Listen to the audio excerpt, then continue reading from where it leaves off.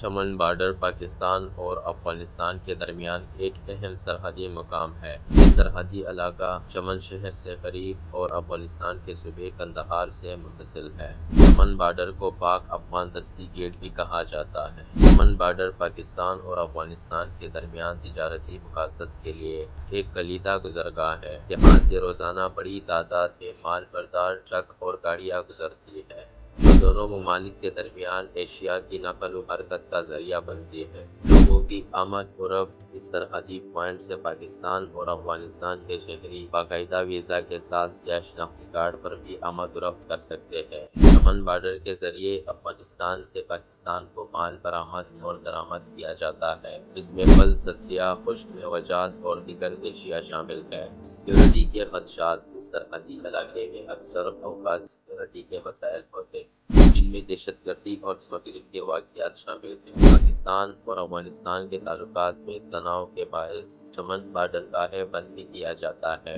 جس میں تجارت اور لوگوں کی آمد و رفت متاثر ہوتی ہے۔